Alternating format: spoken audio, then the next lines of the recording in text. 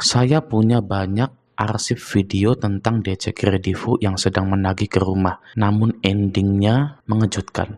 Ya, yang bertanggung jawab atas minuman saya dan istri saya lulus di Kredivo. Ya, saya menyangkut itu. Nggih pun nek ngono. Loh, iki terus piye? Ya tak bilang ke adikku dulu ini gimana, soalnya aku kan wis ngurus merono adikku. Tugasnya mana? Terus itu alamat penagihan itu sesuai KTP, kan ada KTP. Siapa bilang? Mbak minta. Pembayaran mana? Pembayar Pembayaran mana? kalau ada uang jangan Enak situ. ya udah. Hah? Kenapa?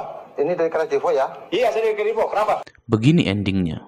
Aksi demo karyawan PT Kredivo Finansi Indonesia yang dipecat sepihak oleh pihak perusahaan meminta keadilan hak karyawan.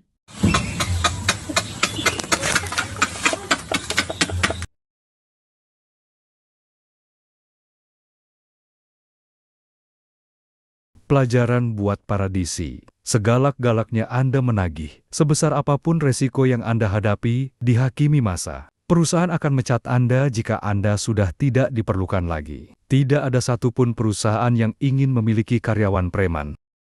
Pelajaran buat para nasabah. Tidak ada penagihan abadi. Semua DC akan keluar pada waktunya. Entah karena dipecat, entah karena resign. Percayalah, sejatinya tidak ada yang mau bekerja jadi DC.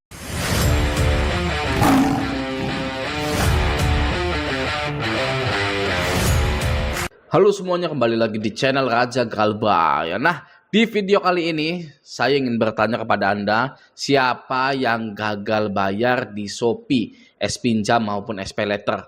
Langsung saja kita lihat postingan, ya ada postingan sangat menarik sekali tentang SPayLater dan S-Pinjam. Ada Mas Alan, ya Alan Rifai ini ya. Dia ngeposting cari temen yang galbay di APK Oren, hehehe. S-Pinjam 11 juta, SPayLater 9 juta. Nah, siapa yang galbay kurang dari 11 juta ya S-Pinjamnya dan SPayLaternya kurang dari 9 juta? Coba tolong komen di bawah. Siapa yang 10 juta dan 8 juta atau 5 juta? Pokoknya ke bawah ya. Dan yang di atas ini S-Pinjam 11 juta ini ya, misalkan 12 juta, 15 juta, 30 juta ya, dan SPayLaternya itu di atas 9 juta. Coba tolong komen juga. Ya, kalau bisa sertakan informasi sudah berapa lama galbaynya, ya, apa saja pengalaman-pengalamannya setelah galbay di Shopee Pinjam dan SPayLater, apakah sudah ada DC lapangannya atau belum, gitu ya. Walaupun saya tahu tidak pernah ada atau belum ada DC dari S-Pinjam dan SPayLater itu, gitu ya. Nah, sekarang mari kita langsung lihat kesaksian para pengguna SPayLater dan S-Pinjam yang sudah galbay. Oke ya, biar enak. Ya kita lihat pengalamannya. Ya nggak asal ngomong. Kalau saya ngomong kepada Anda, jangan takut, jangan ini, jangan cemas, jangan was-was. Aduh, udahlah, udah basi gitu ya. Nah, mari kita lihat kesaksian pengalaman-pengalaman dari pengguna SPayLater dan S-Pinjam yang sudah galbay. Oke, nah di sini ada dari Mbak Cancan atau Mas Cancan gitu. Oke, salam 12 juta, hihihi. Nggak tahu sekarang berapa, 15 kayaknya. Nah, jadi bisa ketahuan dia ini adalah galbay 12 juta. Oke. Dari Mas Vertigonia. Oke, saya 5 juta aja udah ngeri, ampun ya. Tidak ngeri sebenarnya, biasa saja. Oke. Dari Mas Yudi Santosa, berapa ini limitnya? 11 juta. Oh ini ya. Dia ini galbay ya, anggap saja 15 juta 900 atau 16 juta. Oke. Mas Yudi galbay 16 juta. Lalu hehehe ada temennya ternyata gitu ya. Nah, sudah ketemu ya temennya ya. Dia ini galbaynya 11 juta. Kalau Mas Yudi ini lebih ya, di atas dari Mas Alan. Gitu ya, santai saja. Oke. Dari Mbak Noi Swesneger Maulana, aman gitu ya. Lalu dari ini ya, Wen Randy, oke, hadir 2 tahun lebih, udah senyap-senyap aja nih. SPayLater 12 juta, S-Pinjam 20-an juta. belum dendanya gitu ya. Jadi sudah senyap, sudah aman gitu. Oke, lanjut. Ini apa ini? Saya OTW 2 tahun, es pinjam 1,5 juta, es pay letter 8,8 juta, belum sama dendanya gitu ya. Tapi aman-aman saja. Mau 2 tahun, ini sudah 2 tahun ya. Ini sudah 2 tahun. Yang artinya apa? Mau berapa tahun pun galbainya Anda di ShopeePay dan es pinjam itu tidak mempengaruhi hidup Anda sama sekali. Ya, ini sudah kebukti ya. Ini sudah 2 tahun lebih. Gitu ya, kalau dicek slik OJK-nya ya mungkin sudah di auto lunaskan ini nih ya, bisa saja sudah di auto lunaskan gitu. Oke, lanjut ya.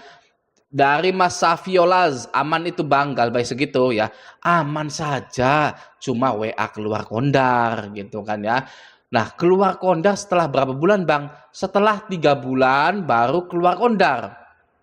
Oke, untuk awal-awal pertama mungkin tidak ya, atau belum keluar kondar gitu. Setelah 3 bulan baru keluar kondar. Oke, lanjut. Sempat didatangi enggak Bang? Belum balas dia gitu ya. Enggak akan didatangi. Tidak ada nasabah es pinjam dan es pay letter itu didatangi oleh petugas Shopee gitu. Tidak ada.